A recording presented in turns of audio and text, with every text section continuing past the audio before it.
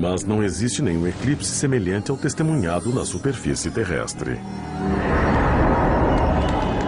Para acontecer o tipo de eclipse que nós vemos na Terra, que é um eclipse total em que a Lua se sobrepõe ao Sol, mas ainda dá para ver a coroa, é necessário que haja um alinhamento perfeito de tamanho e distância.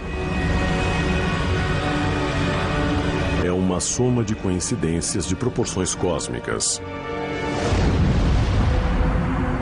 O Sol é cerca de 400 vezes maior que a Lua.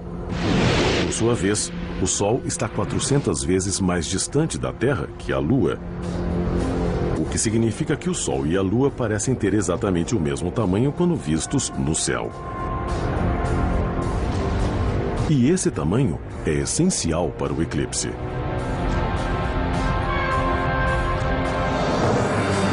Imagine que esta bola representa o Sol e a bola vermelha menor representa a Lua.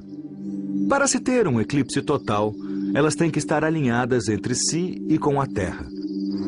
Neste caso, a Lua está bem longe da Terra e parece pequena demais para cobrir totalmente o disco solar. Mas quando trazida para perto da Terra, a Lua parece bem maior.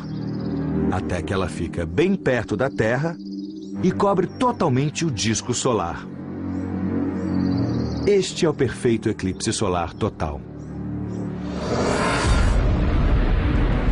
Quais as chances deste alinhamento perfeito acontecer em um planeta no momento histórico em que espécies inteligentes evoluíram e se perguntaram sobre os resultados do fenômeno? É interessante imaginar se alguma outra espécie inteligente existente na Via Láctea testemunhou algo tão lindo e perfeito assim como um eclipse total. É bastante possível que existam espécies inteligentes perdidas em algum planeta que tenha esse tipo de alinhamento, porque é algo muito específico. Enquanto os povos da antiguidade temiam o fenômeno solar, outro tipo de eclipse ajudou a responder uma questão que já foi primordial. A Terra é plana ou redonda?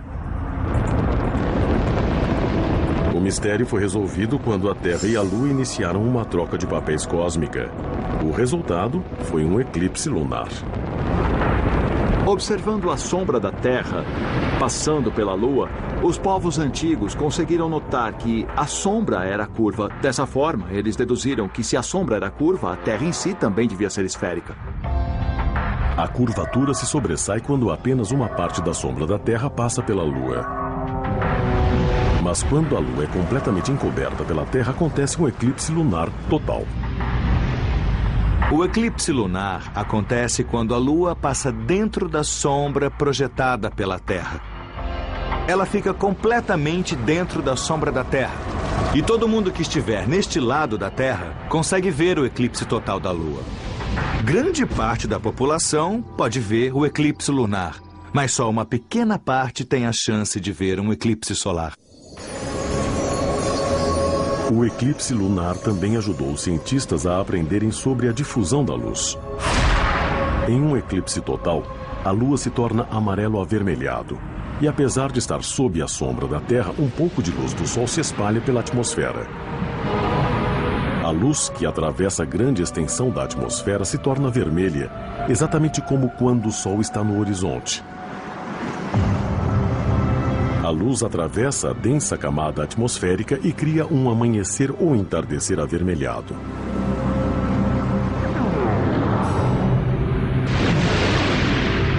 Na verdade, todo eclipse tem muita coisa a ensinar sobre a ciência do universo. No início do século XX, um eclipse solar testemunhado na Casa Branca pelo presidente Coolidge confirmou a previsão feita por um jovem cientista chamado Albert Einstein.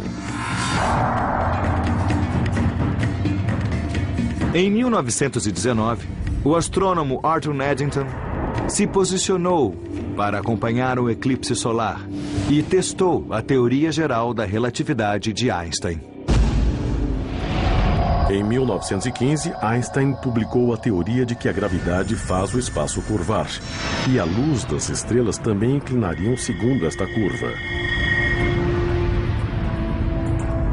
Assim, no caso de uma estrela próxima ao Sol, a luz se encurva devido à gravidade do Sol. A única maneira de testar a previsão de Einstein seria durante um eclipse, enquanto o Sol estivesse escuro e as estrelas mais próximas estariam visíveis. Eddington sabia o posicionamento correto de uma estrela quando obstruída pelo Sol. Mas se a gravidade do Sol fosse capaz de curvar a luz de uma estrela conforme Einstein dizia, ela seria vista como se estivesse em uma posição diferente. Eddington avaliou a teoria e a pôs em prova. E pela primeira vez confirmou a teoria geral da relatividade de Albert Einstein.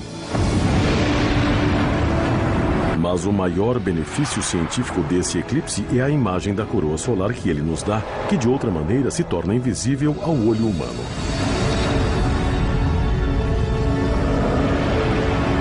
Se o eclipse solar total não existisse, é possível que até hoje a humanidade não soubesse que o Sol possui uma coroa, que possui uma atmosfera externa quente e delgada. O disco solar é 1 milhão de vezes mais reluzente que a coroa que o cerca. E a coroa só fica totalmente visível quando o disco solar é bloqueado. É muito importante conseguir ver a coroa solar porque, do contrário, nunca saberíamos que essa camada da atmosfera solar se estende pelo espaço sideral. E, na verdade, aqui na Terra também fazemos parte da atmosfera solar e da coroa invadindo o espaço sideral. Ainda 3 séculos depois da invenção do telescópio, astrônomos correm até os confins da Terra para passar alguns instantes observando, estudando e analisando a misteriosa coroa solar. E foi assim, até que um avanço tecnológico deu à humanidade o poder de produzir seus próprios eclipses. Os eclipses artificiais revelaram algo totalmente inesperado.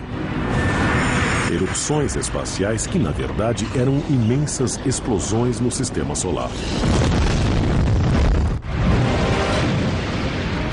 Eclipses de todos os tipos provaram ser a chave do mistério de muitos segredos espalhados pelo universo.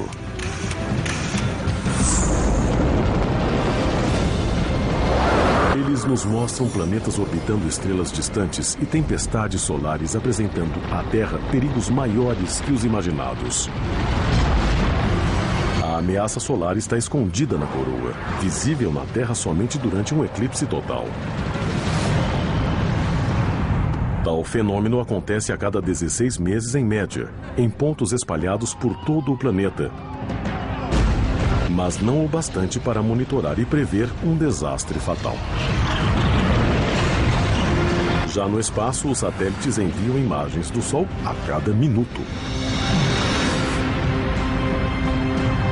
Modernas sondas espaciais mostram a coroa solar em todo o seu esplendor, sem nunca ter que esperar por um eclipse total.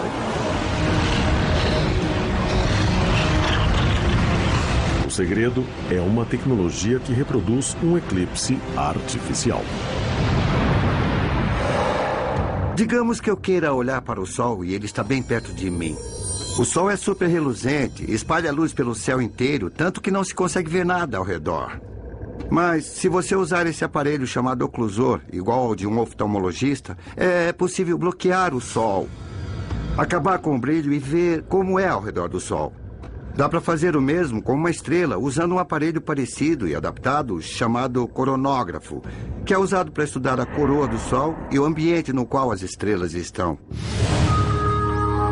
Inventado em 1939, o coronógrafo foi aplicado a telescópios instalados na Terra. Funciona melhor em altitudes maiores, onde a luz do Sol espalhada pela atmosfera é menor. Mas o maior trabalho do coronógrafo acontece no espaço. 2 das maiores naves espaciais levando o aparelho, a Soho e a Estéreo, fotografam a coroa solar a grandes distâncias. E registram outro fenômeno, que sem esse eclipse artificial, continuaria completamente invisível. Os movimentos solares captados pelos satélites são fascinantes porque dá para ver todas as mudanças da estrutura da coroa. A as protuberâncias, labaredas e coisas do tipo. E também dá para ver os chamados cometas rasantes, que são aqueles que quase trombam com o Sol, pois passam muito perto. Eles passam perto demais para serem vistos de dia ou à noite. Mas quando se esconde o disco solar, é possível vê-los muito bem.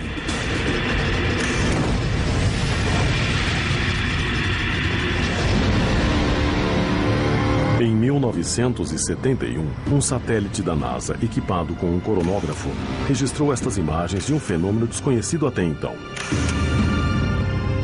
As fotos mostram uma explosão na coroa solar, algo nunca visto antes.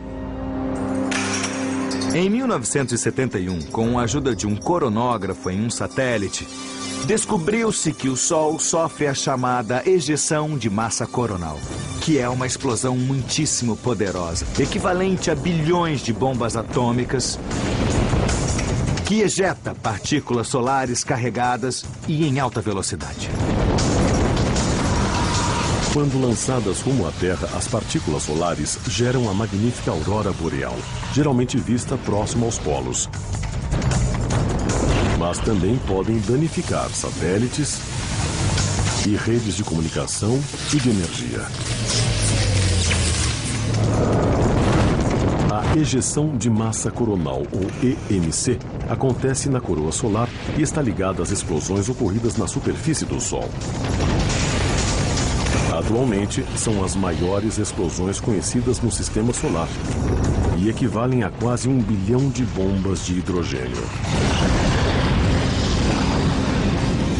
As ejeções de massa envolvem uma grande quantidade de massa e energia magnética expelidas pelo Sol. A extensão pode chegar à metade do tamanho do Sol. E é uma enorme bolha de material e campo magnético se afastando do Sol a mais de 6 milhões de quilômetros por hora. A quantidade de material expelido é enorme. Durante uma ejeção, a massa equivalente a 200 mil couraçados da Segunda Guerra Mundial é lançada no espaço. São 100 bilhões de quilos de matéria.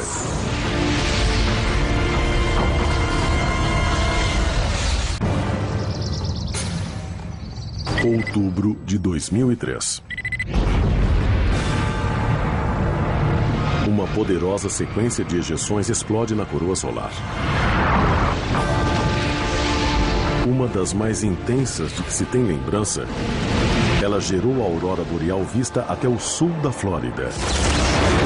Causou pelo menos um blackout de energia na Terra e afetou mais de metade das missões espaciais da NASA. Embora temporariamente desativado, o satélite Sorro registrou imagens marcantes do fenômeno. Nas imagens do satélite, nós vemos as partículas de energia atingindo o aparelho. E parece que jogaram uma bola de neve nele.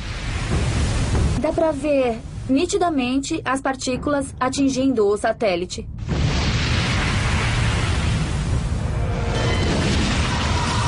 Mas pode haver mais perigos no sistema solar do que o imaginado. Ainda não sabemos quando a grande explosão vai acontecer. Mas pesquisas recentes indicam que, na pior das hipóteses, a Terra seria esmagada pelos ventos solares e milhões de pessoas morreriam.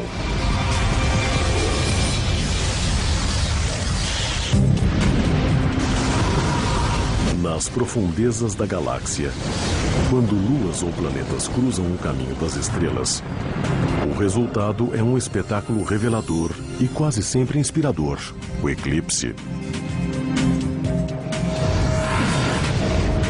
Aqui na Terra, eclipses artificiais revelam tempestades solares de força e violência incomparáveis.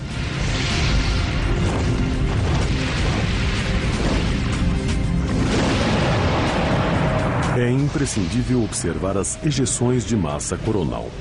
Imensas explosões solares descobertas com o uso de coronógrafos que encobrem o disco solar.